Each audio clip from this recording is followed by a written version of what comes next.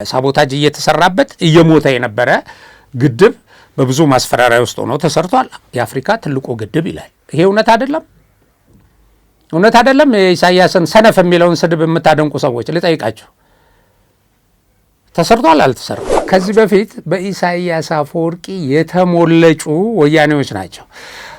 ኢሳያስ አፈወርቂ ስድብ ብርቃቸው አይደለም። በጣም ተሳዳቢ ሰው።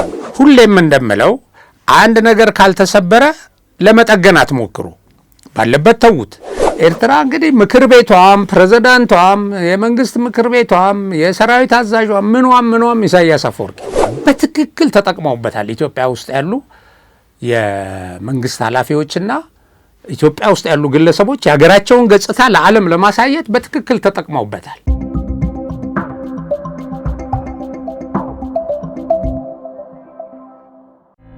ጀግናው የኢትዮጵያ አየር ኃይል 90 ዓመታትን ባስቆጠረ ጉዞ የሀገራችንን የአየር ክልል በአስተማማኝ ሁኔታ በመጠበቅ በመስዋዕትነት የደመቀ አኩሪ ታሪክ የሰራ አንጋፋ የአቪዬሽን ተቋም ነው።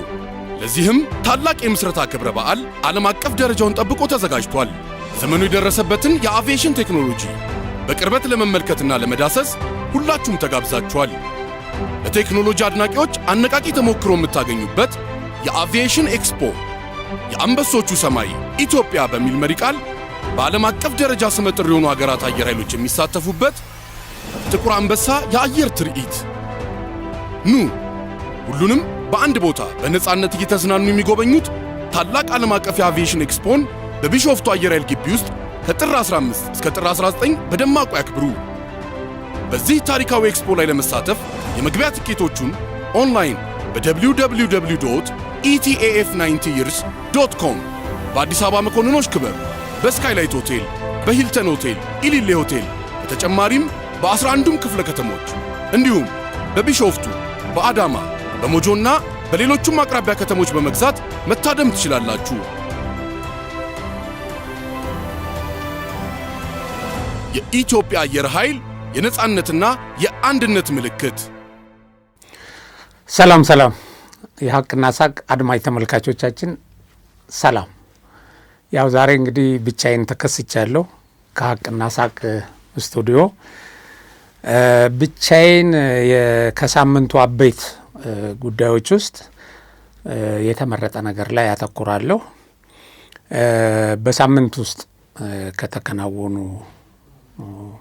ድርጊቶች ውስጥ ኢትዮጵያን የሚመለከቱ አንዱ የኤርትራው ፕሬዝዳንት ኢሳያስ አፈወርቂ መግለጫ ሰጥተዋል።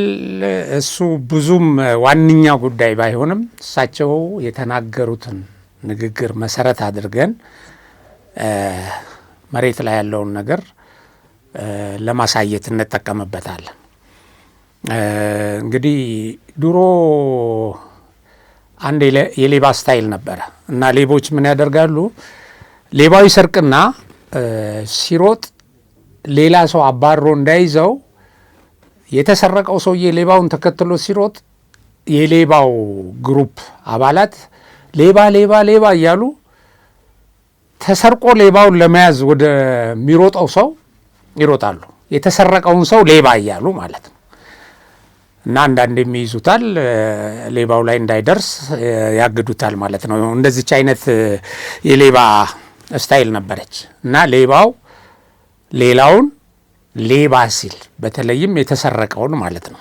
አሁን የባለፈው የኢሳያስ አፈወርቂ መግለጫ ላይ ይሄ ሰነፍ፣ ምቀኛ፣ ስስታም፣ ለማኝ ብለው ያቀረቡት ልክ እንደዚህ እንደ ሌባው አይነት ነው። አሁን እሱን እንደ አዲስ ያ ብዙ ስለተተነተነ እኔ እንደ አዲስ አልሄድበትም።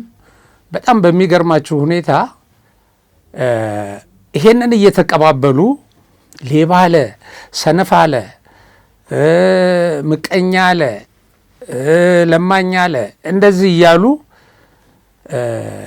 የሚተቹ ኢትዮጵያኖች አሉ እና እነዚህ ደግሞ ከዚህ በፊት በኢሳያስ አፈወርቂ የተሞለጩ ወያኔዎች ናቸው። ኢሳያስ አፈወርቂ ስድብ ብርቃቸው አይደለም። በጣም ተሳዳቢ ሰው ናቸው። በጣም ከዚህ በፊት ወያኔን እንዴት እያደረጉ እንደሚሳደቡ ስድቦቹን እንደውም እዚህ በዝርዝር አንዱ ልኮልኛልና ብርቁ አይደለም እኮ መሳደብ። ግን የተሰደቡት ሰዎች ደግሞ አሁን ተመልሰው ልክ አንጀታቸውን ቅቤ እንዳጠጣላቸው ሆነው የተናገሩበት መንገድ ነው። ለማንኛውም እሱንም እንተው፣ እሱን ወደ ኋላ አመጣላችኋለሁ። ይሄን ቪዲዮ እናይና በዚህ ቪዲዮ ውስጥ ሰነፍ የተባለው መሪ ወይም ሰነፍ የተባሉት የኢትዮጵያ አመራሮች ምን እንደሰሩ ለሌሎችም አሁን የኢትዮጵያ ውስጥ የተሰሩ ስራዎችን ዲስክሬዲት ለምታደርጉ ለሌሎች ገለልተኛ ለሆኑ የውጭ ታዛቢዎች ምን ትርጉም እንደሚሰጡና እንዴት እንደታዘቧቸው እዚህ ላይ እንመለከታለን። ቀጥለን ሌሎችንም ዳታዎች እያቀረብን ምን ያህል ሰነፍ ማለት በኤርትራ ሲተረጎም ጠንካራ ሰራተኛ መሆኑን እንደሚያሳይ ነው ይሄ የሚገልጽልንና እስቲ እንመልከተው። ይሄ ጋኖ ዲዲት የተባለ በተለያዩ አገራት ትራቭል እያደረገ የቢዝነስና የሀገራትን እድገት እየተከታተለ እየመዘነ የሚያቀርብ ሚዲያ ነው። They argue that Abiy is doing what previous leaders avoided, making politically difficult, risky decisions in order to modernize a nation that waited too long to change. To them, this is not about holding on to power, it's about building a country. And honestly, I agree with that view. You know, this is something that I always say on this channel, right? Like, our continent, to get leaders like that have like vision and in a good... It's very... We have these things, but very rare, right? So if you're... As a country, you get lucky and you have one, right? Hold them tight, or like hold him really tight, don't let him go. This is just something that I always say. If something is not broken, don't fix it, just leave it as it is, right? But then also I have to be honest with you, I have to be honest with myself, because I might not get the full picture, I might not know the whole thing, because I've only stayed in Ethiopia for like 15 days, right? I saw the roads, I saw the buildings, I saw the vision, the ambition of Dr. እንግዲህ ይሄ ሚዲያ እንደነገርኳችሁ ጋኖ ዲዲት የሚል በተለያዩ ሀገራት ትራቭል እያደረገ የቢዝነስ እና የሀገራትን እድገት እየመረመረ በዚህ ጉዳይ ላይ በሚዲያ የሚያሰራጭ እና የጎምቱ የሚባል ማለት የረጅም ጊዜ ልምድ ያለውና ብዙ ተከታይም ያለው ሚዲያ ነው። እና ምንድነው ያለን በዚህ ቪዲዮ ተቃዋሚዎች ይላል እነዚህን ስራዎች የሚሰራው ኢትዮጵያ ውስጥ የሚሰራውን ስራ አፕሪሼት አድርጎ ማለት ነው የኢትዮጵያን እድገት እና ተቃዋሚዎቹ እነዚህን ስራዎች የሚሰራው ለረጅም ጊዜ ስልጣን ላይ ለመቆየት ነው ይላል። ሌላም ነገር ይላሉ፣ ግን እሱ ይሄን ነው የታዘበው። እና ደጋፊዎቹ ግን ይህን አጥብቀው ይቃወማሉ። አብይ አህመድ እየሰራ ያለው ሌሎች መሪዎች ለማድረግ ያልፈለጉትን ወይም ያልቻሉትን ነው። ከባድ ፖለቲካዊና ሪስክ የሚጠይቁ ውሳኔዎችን በመወሰን ለረጅም ዘመን ኋላ ቀርታ የነበረችን ሀገር ለማዘመን እየተንቀሳቀሰ ነው ይላሉ ደጋፊዎቹ። ለነሱ ጉዳዩ ስልጣንን የመያዝና የማስጠበቅ ጉዳይ አይደለም፣ ሀገርን የመገንባት እንጂ። እኔም እውነት ለመናገር በእነሱ እይታ እስማማለሁ።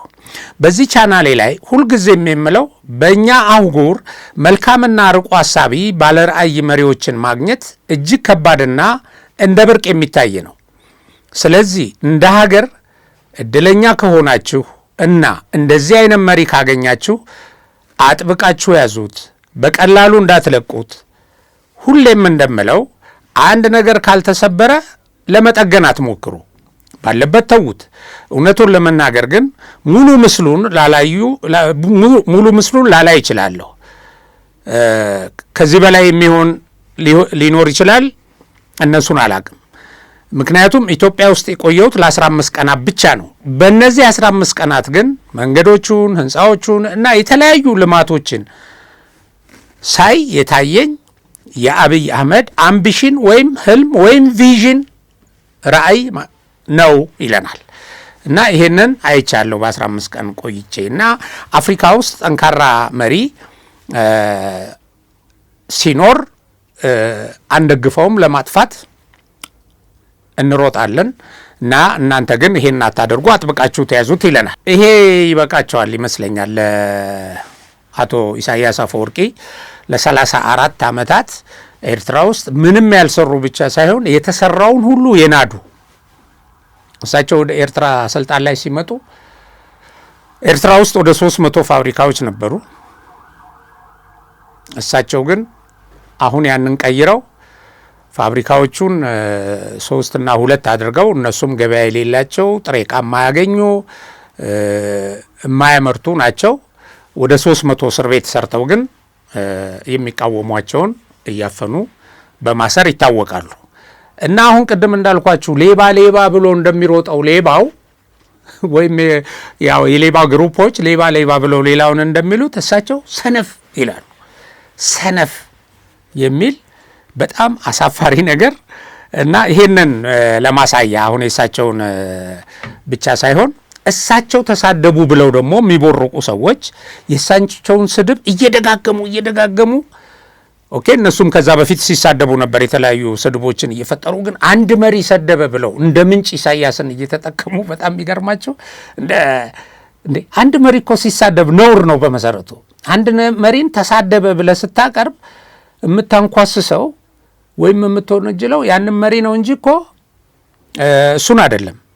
እና በመሰረቱ እሳቸው ደግሞ ሲሳደቡ የኖሩ አሁን እኮ ይሄ ቲፒኤልኤፍ ሰዎችን ተላላሂት ነው የሚሏቸው ሁልጊዜ በወጡ ቁጥር ወደ ሚዲያ ጃንዳ ማሌሊት ሲሉ ሰምታችሁ ታውቃላችሁ። ይሄ የማሌሊት ጥርቃሞ እያሉ ማለት ነው። እና እሱባት ይሏቸዋል። ቅጥረኛ ማለት ነው። ሐሳዊቲ ነው የሚሏቸው ሁልጊዜ ሐሳዊቲ፣ ቀጣፊዎች፣ ዋሾች ለማለት ማለት ነው። ቀላውጦ ቀላዋጮች ይሏቸዋል። እና ተካላት መለስን እንደዚህ ይሉት ነበር። ይሄ መልከ ጥፎች ማለት ነው። እንደዚህ እያሉ የሚሳደቡ ሰው ብዙ ስድቦች ያሉ በመሳደብ ሪከርድ የሰበሩ ሰው ለመሳደብ ደግሞ ይህን ስድባቸውን ሁሉ የሚያራግፉትና የበታች አድርገው የሚያዩዋቸው ልክ እንደ አሽከር ክብር የማይሰጧቸው ወያኔዎችን ነበር። ዛሬ የነሱ ሚዲያዎችና የነሱ ሰዎች ተነስተው ኢሳያስ አፈወርቂ አብይን ሰነፍ አለ። ግን ሰነፍ አይደለም። እንግዲህ እንደምታዩት እንደሱ ካልሆነ ስድብ አይደለም ማለት ነው እኮ ያ ነገር ተቃራኒ ነው። ሰነፍ በሳቸው ጭንቅላት የተሳሳተ ትርጉም አለው ማለት ነው።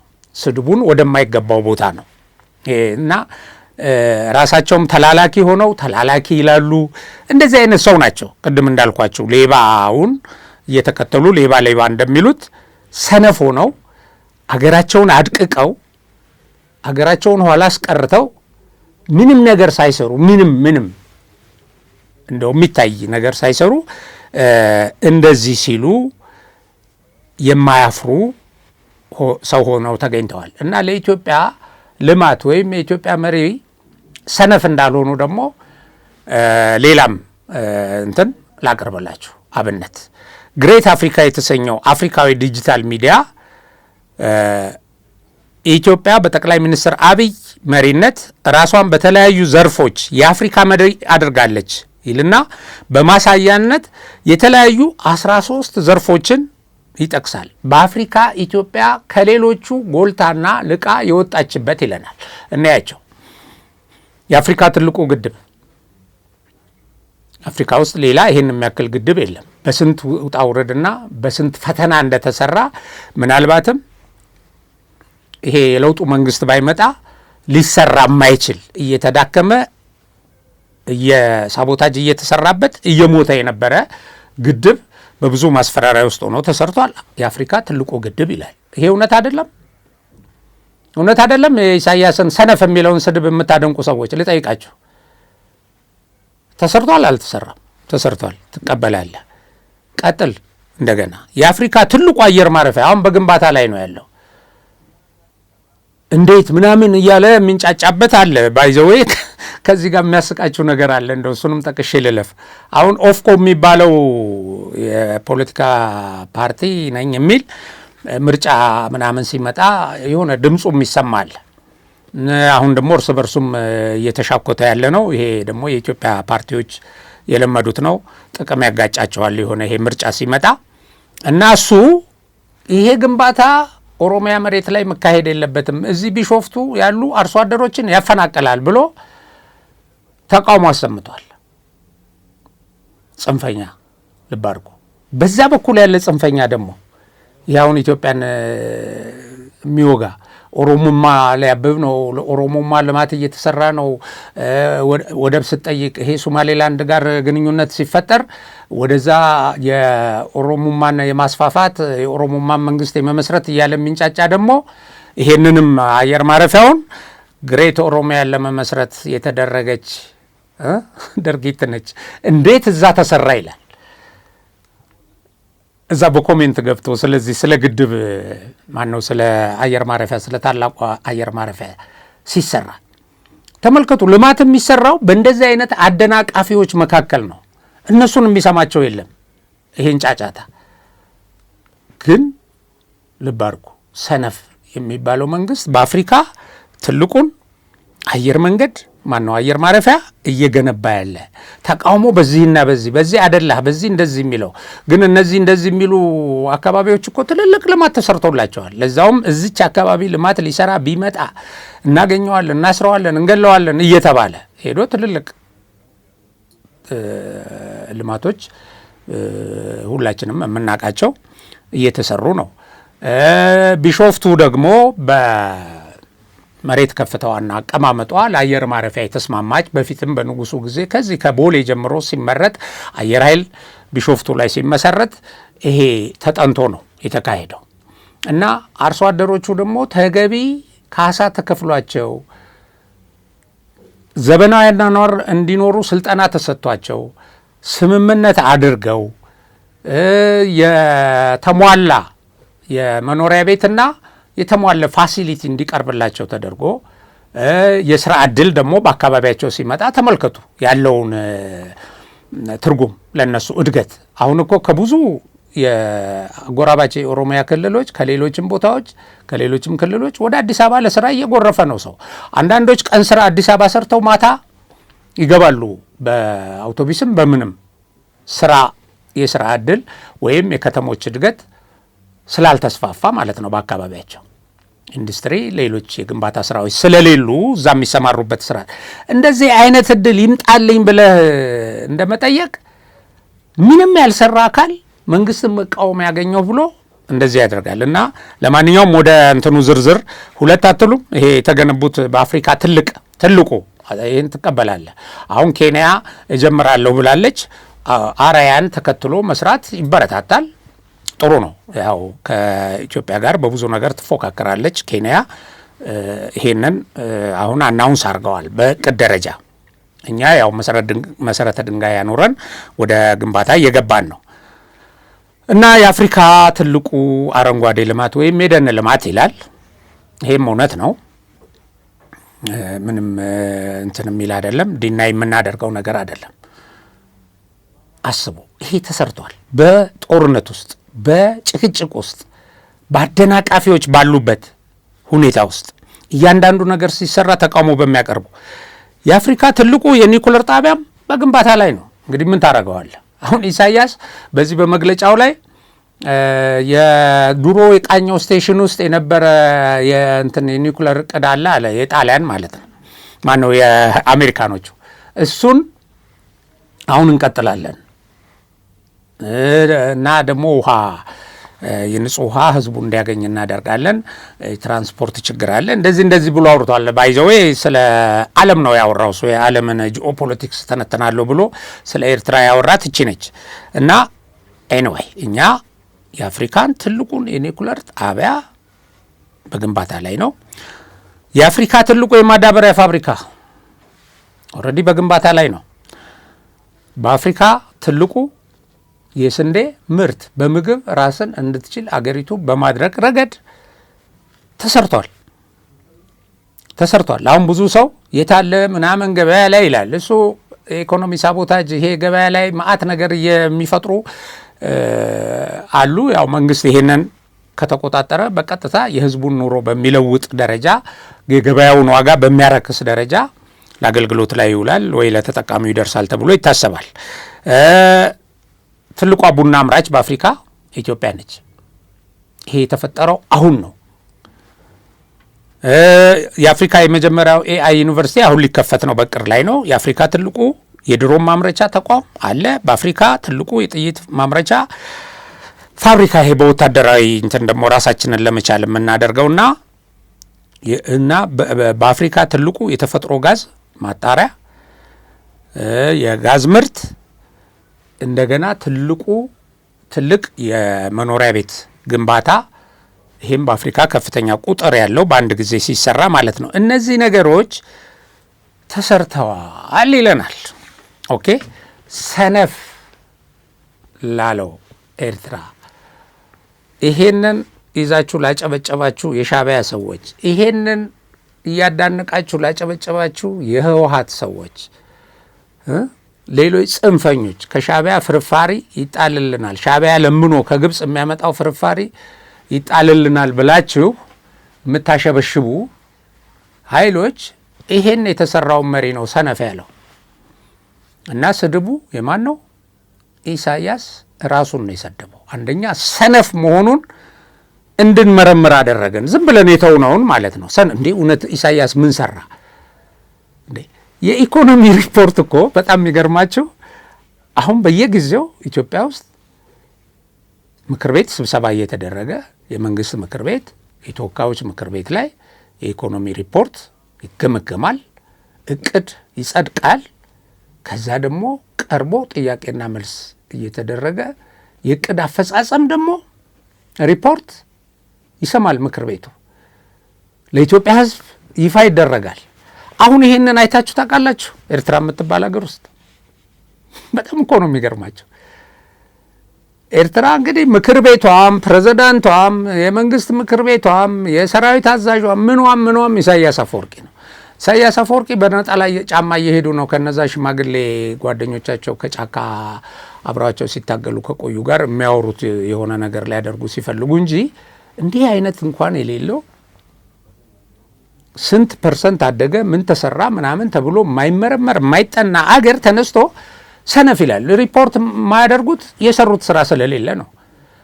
ጋዜጠኞች ሲመጡ ጥያቄያቸው በሙሉ ስለ አሜሪካ፣ ስለ ምስራቅ አፍሪካ፣ ስለ ዓለም፣ ስለ ሱዳን፣ ስለ ግብፅ፣ ስለ ኢትዮጵያ የሚተነትኑት ስለ ኤርትራ የሚተነትኑት ነገር ስለሌላቸው እና እንደዚህ ያደረጉ የዓለምን ጂኦ ፖለቲካ የሚተነትኑ የዓለምን የኃይል አሰላለፍ የሚተነትኑ ሰው ሆነዋል። ሌላ ደግሞ ማሳያ እንመልከት።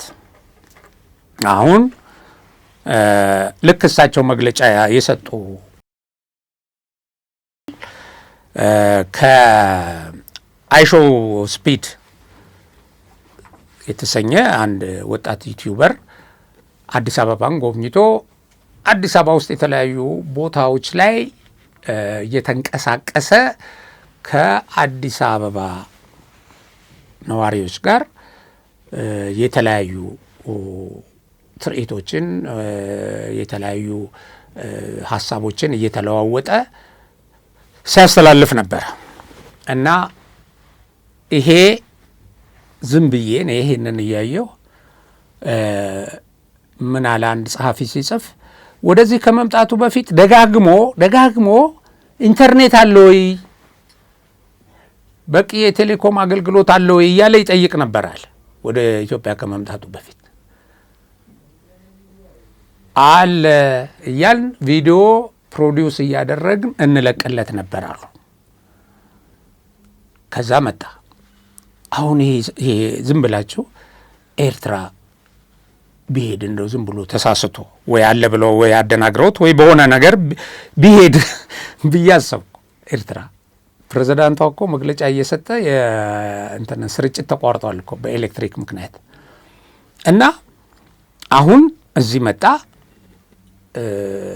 ኢትዮጵያን አየ። እንግዲህ እንደዛ አይነት ሀገር ቢጎበኝ እንደ ኤርትራ አይነት ሀገር ምጽዋ ፈራርሷል፣ አሰብ ፈራርሷል። አስመራ የዱሮዋ አሮጊት ከተማ ነች። ምንም አዲስ አይነት ልማት የለም፣ መናፈሻ የለም፣ ሆቴል የለም፣ ምን ኢንተርኔት የለም። እንደዚህ ያለ አገር መሪ የሚያሳፍረው ተግባር አሁን በዚህ ልጅ የዩቲዩብ ስርጭት ሚዲያው ላይ መላው ዓለም ተከታተለው። ይሄ 40 ሚሊዮን ተከታይ ያለው ነው። ወደ 10 ሚሊዮን እይታ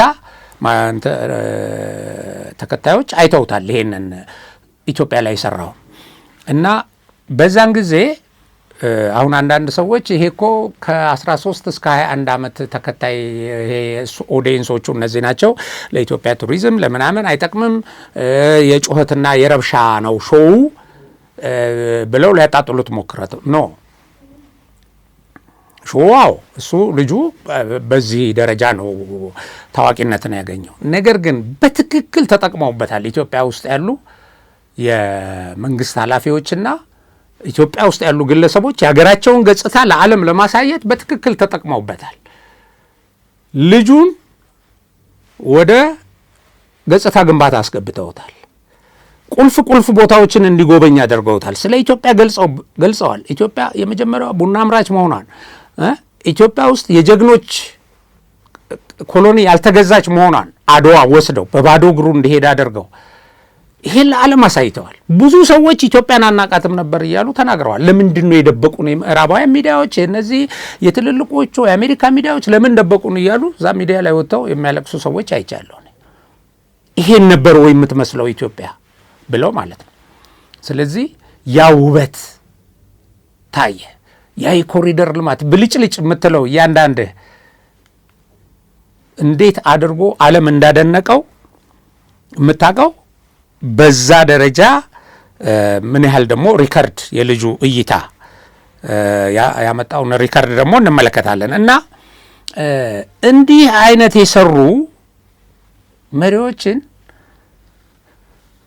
ይሄ የተገለጹበት መንገድ ሰነፍ፣ ስስታም፣ ለማኝ ምናምን የተባሉበት እንዲህ የከፍታ አገር የፈጠሩ ሀገርን ወደ ከፍታ ያወጡ እና በዚህ እንትን ተመልከቱ። ይኸው የዚህ የአይሾው ስፒድ ከፍተኛ የቀጥታ ስርጭት ተመልካቾች ስታቲስቲክስ አቀርብላችኋለሁ። ከፍተኛው ኢትዮጵያ ነው። አሁን ከኢትዮጵያ በኋላ ወደ ግብጽ ነበር ሄደው እና አሁን ወደዚህ ወደ ስቱዲዮ እየገባሁ እሱን ለማየት ሞክሬ ነበረ።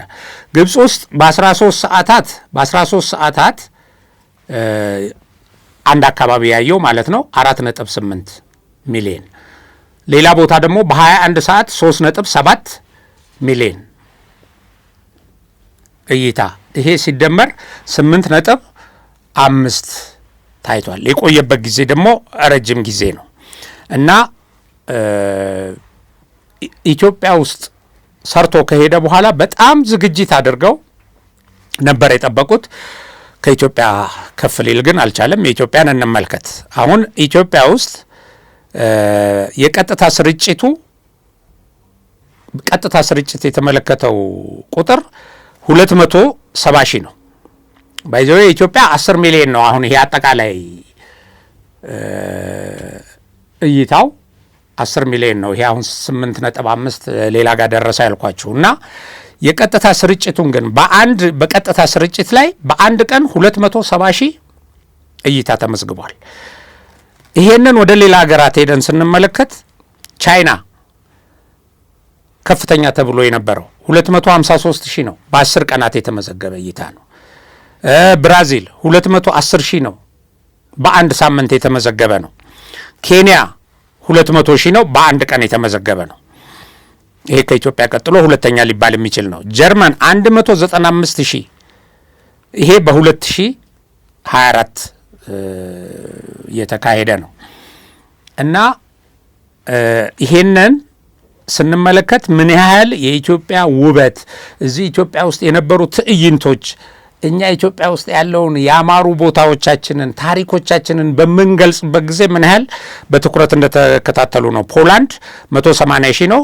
በ2 ቀናት የተመዘገበ እይታ ነው እና ይሄ የአይሾው ስፒድ ከፍተኛ የቀጥታ ስርጭት ተመልካቾች ስታቲስቲክስ ነው። አጠቃላይ ግን እኛ ያ ሙሉ እዚህ በቆየበት ጊዜ የነበረው 10 ሚሊዮን ነው። ከፍተኛው ቁጥር ነው ይሄ ከብዙዎቹ ሀገራት። ልክ እንደዚህ አሁን በአፍሪካ ከፍተኛ ብለን እንዳቀረብናቸው የልማት እድገቶች አንጻር ማለት ነው። እንግዲህ እነዚህ የውጭ ጋዜጠኞች ያቀረቡት ነው። ከዛ በፊት የነገርኳችሁ በገለልተኝነት ማለት ነው። እነዚህ ያቀረቡትን እያፈርክበት ወይም እየተሸማቀክበት ወይም የአብይ አህመድን ገጽታ ያጎላል ወይም የኢትዮጵያ መንግስት ከፍ ያደርጋል ብለህ በማሰብ ይሄን ለማጣጣል መሞከር እና ሰነፍ ከሚል ባለጌ መሪ ጋር አብረህ ሰነፍ እያልክ ራስህን አገርህን የምትሰድብ እሱንም ተሳዳቢውንም የምትሰድብ አንድ መሪ እኮ ተሳደበ ብለህ ስታቀርብ ባለጌ ነህ እያልከው ነው። ነውር ነው። አሁን እንደዛ አይነት ነገር አንድ ኤርትራዊ አንድ ሚዲያ ላይ ቀርቦ አይቻለሁ። አንድ የኤርትራ ጋዜጠኛ አይ እሳቸው ስለ ኢትዮጵያ ሊያነሱ አልፈለጉም ነበረ እሳቸው እንደዚህ ያሉት ምናምን ብሎ እንትን ሊያለባብሰው ሞከረ። ግን ያው ሰውየው ሶፍ እያለ በደንብ እየጮኸ ነው የተናገረው ከነ እንትኑ የስድብ እንደሆነ ራሱ ቶኑ እና በእርግጥ በከፍተኛ ደረጃ የሚያናድዳቸው ነገር ተፈጥሮ ነው ወደ እንደዚህ አይነት ነገር የገቡት። የጂኦፖለቲክሱ ላይ ኢትዮጵያ እየገነነች መሄዷን ከበብናት ሲሉ ከከበባ መውጣቷን ከበብናት ሲሉ ራሷ መክበቧን አሁን እኮ እነዚህ ትልልቅ አገራት ከኢትዮጵያ ጋር ጠንካራ አጋርነት አለን እያሉ አሜሪካ መጣ፣ እስራኤል ኢትዮጵያ ጠንካራ አጋር ነች አለች። ያስደነግጠዋል አሁን ግብፅንና ኢሳያስን። ይሄን በዚህ ድንጋጤ ወጥቶ ነው ያንን እንትን የተሳደበው እና ፈሪ ልክ ናና ሞክረኛ አይነት ነገር ደግሞ እዛው መግለጫው ላይ ምን ይላል? እንዴት ነው ኢትዮጵያን ትወረናለች ወይ ኤርትራን ትወጋለች ወይ ሲል እየሳቀ በመጸት ኤርትራ ቤት አልፋ ይላል። እዚህ ያጠረውን አጥር ቤት አልፋ ኦኬ የአማራን ፋኖ ህወሓትን ኦላን እነዚህን አልፋ ነው ቶ ምናምን የራሷ የውስጥ ችግር ይላል። ይሄንን የሰራብን ማን ነው? ራሱ ኢሳያስ ነው ከግብፅ ጋር ተባብሮ ማለት ነው። እነሱም ደግሞ ይወጡና በዚህ አልፎ መሄድ አይቻልም፣ አይ እንዴት ሆኖ ወደ ኤርትራ በዚህ አልፎ ምናምን ይላሉ። ያው ኋላ ቀሮች ስለሆኑ ከዚህ በፊትም ይሄን ነገር ነግሬያቸዋለሁ። እኛ በደብረ ብርሃን በእንትን በዚህ በጎጃም ሾለቆ ምናምን አልፈን አይደለም የባህር በራችንን የምናስመልሰው። ያው ቴክኖሎጂው ምኑን ስለማያውቁት ነው፣ የዘመኑን ውጊያ ስለማያውቁት እዚህ ጋር ቆመን እንጠብቃለን፣ እሱም ደግሞ ቆመው ይጠብቁልኛል ብሎ ተስፋ ያደርጋል። እንደዚህ አይነት የጃጀና ኋላ ቀር ተንታኝ ነው። እና እንደዚህ አይነት ነገሮች ስድቡን እንደ ክብር ቆጥራችሁ የእሱ ቃለመጠይቅ የጋዜጣዊ መግለጫው ላይቭ እየተካሄደ በጣም ተመለከትኩት፣ በጣም ያስደሰተኝ ነው፣ ትግርኛ በማወቄ በጣም ራሴን አደነኩ ምናምን ብሎ ስታሊን ወጥቶ ከዛ ምን ሊነግረን ነው ይሄ ስንል እንትኑን ቪዲዮውን የእሱን እያቀረበ ሳይሆን መጀመሪያ መግቢያ ሰራ። ልክ ይሄ በቃ የሆነ ተአምር ተናግሯል ብለን እንድንጠብቅ አይነት ማለት ነው። ከዛ ግን ሲመጣ ሰነፍ ምናምን ያለው ብልግናውን እና ለባለጌ ሰው እንዲህ አይነት ነገሮች ትርጉም ይሰጣሉ። ሰደበልኝ፣ ልክ ልኩን ነገረልኝ የሚል ሰው አለ። ያው ይህን ሲሳደቡ የሚውሉ ሰዎች ናቸው፣ አንድ ናቸው። ያው አክቲቪስቱም ሌላውም አንድ አይነት ደካማዎች፣ ስድብን እንደ ክብር የሚቆጥሩ። እኛ ግን ይሄ ስድብ እኛን እንደማይገልጸን ይልቁንም ሰዳቢውን እንደሚገልጽ ለማሳየት ነው አሁን ይሄንን ያመጣሁላችሁ።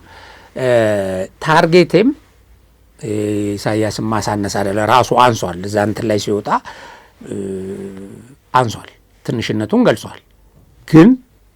ግን እሱ በጫራት እንትን ኢትዮጵያ ውስጥ ያሉትን እድገቶች ለማሳየት ነው። እንግዲህ እነዚህ ቅድም አሁን ለምሳሌ ወደ 13 አይነት ትልልቅ ፕሮጀክቶችን እነዚህ የውጭ ሚዲያ ላይ የወጡትን ስገልጽላችሁ ኦልሬዲ አናውንስ ተደርገዋል። እነዚህ የጉባ ብስራቶች ተብሎ ጉባ ላይ አናውንስ የተደረጉ ናቸው። አናውንስ ያደረገውን ደግሞ ይሄ መንግስት ይሰራል። እንግዲህ እዚህ ውስጥ ይሄ በዚህ ሾው ላይ ከፍተኛ አድናቆት አግኝቶ ሰው ተአምር ነው ያለውን እሱን አይጨምርም። አሁን ለምሳሌ ተሰርቷል። አዲስ አበባ መስላለች። እንደሱ ባይሆን ኖሮ ምንድን ነበር የሚታየው አዲስ አበባ ውስጥ?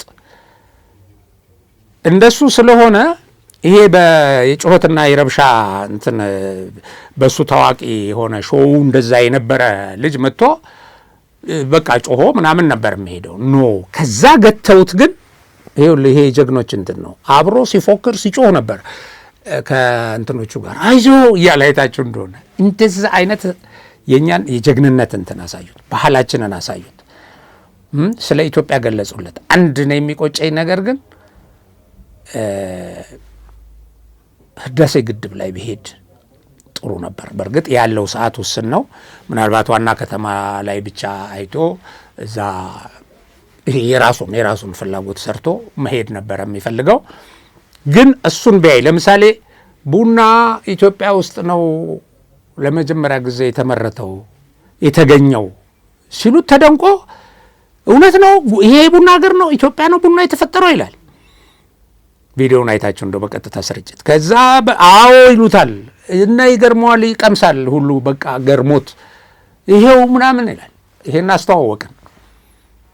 ኦኬ ልክ እንደዛ ኢትዮጵያ ከፍተኛውን የብሉ ናይል የውሃ ድርሻ የያዘው የአባይ መመንጫ ሀገር ነች የሚለውን ግብጾች እኮ የሚያጭበረብሩት ከዚህ ቀጥሎ ደግሞ ግብጽ ነው የሄደው። ልብ አድርጎ ግብጾች የሚያጭበረብሩት ህዝባቸውንም የሚዋሹት እኮ ከኛ ነው የኛ ውሃ ነው ይላሉ። እዚህ ጋር አምጥተህ ብታሳየው ኖሮ ጥሩ ነበር። ቢያንስ እዚህ በፊልም አትሊስት ይሄ ህዳሴ ግድብ ነው አሁን ከጊዜ ጥረት ግን ይሄ ተብሎ እንደ አድዋ ቢገለጽ እና ትልቅ ነገር ያሳካንበት ነው። ይሄም መስራታችን ደግሞ ጥቅሙን ያሳየንበት ነው። አስቡ። ሌላ አሁን ስማርት ሲቲ እየተገነባ ነው። እሱን ሲጨመር አስበው የኢትዮጵያን ከፍታ እነሱ ሲጎበኙ ምን ያህል ቱሪስት እንደሚስቡ አስብ። ለማንኛውም ምን መልእክት አስተላልፈናል? ደግሞ በተጨማሪ ያስተላለፍነው መልእክት ሰላም። ያለ ሰላም እኮ እንደዚህ አይነት ነገር መጥቶ ያ ሁሉ ክራውድድ ያ ሁሉ ህዝብ ያለ ፖሊስ ጥበቃ ያለ አጃቢ ነው ሲንቀሳቀስ የነበረው። አሁን የሱ ጋርዶች እንደውም አንዳንዱ ነገር እያስፈራቸው ከፊት እንዲህ ሊከላከሉ ይሞክራሉ። ይሄ የሚፎክረው ጦርና ጎራዴ ይዞ የመጣው ነው። ይሄ የጀግንነት ትርኢት የሚያሳየው ሉክ በሰላም ውስጥ ነፃ ሆኖ ይሄ ነገር ታየ። 2 ሚሊዮን ህዝብ የጎንደር እንትን ላይ ይገኛል።